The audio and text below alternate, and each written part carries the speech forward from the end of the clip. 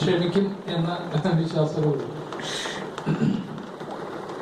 വീടു പണിയുവാൻ ലോണിനായി ബാങ്കിൽ നിറങ്ങി ഞാൻ. വീടു പണിയുവാൻ ലോണിനായി ബാങ്കിൽ നിറങ്ങി ഞാൻ. ആകെ കടത്തിൽ കുടുങ്ങി ഞാൻ, കെട്ടുതാലി പോലും പണയത്തിലായി.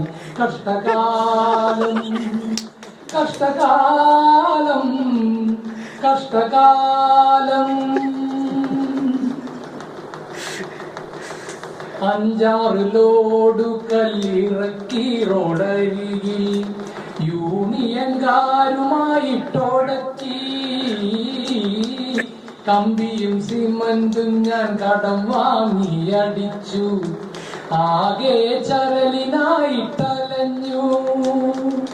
പണി ചെയ്യാൻ മടിയുള്ള പണിക്കാരെ തന്നെ ദൈവമെനിക്കു തന്നു.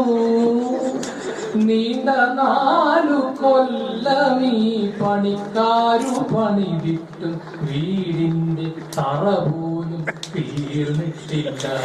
ആഹാ ഓഹോ ആഹാ. വീടു പണിയുവാൻ ലോണിനായി ബാങ്കിൽ നിറങ്ങി ഞാൻ. ബാങ്കിലെ തവണകൾ അടയ്ക്കാതെ മുടങ്ങി. മാനേജർ എന്നോട് പിണങ്ങി. സങ്കടം സഹിക്കാതെ സ്മോളടി തുടങ്ങി. പ്രിയതമ ഡൈവോഴ്സിനൊരുങ്ങി. അടച്ചാലും അടച്ചാലും ജന്മത്തു തീരാത്ത മുടിഞ്ഞ ലോണുകളെ, സ്കീമുകളെ.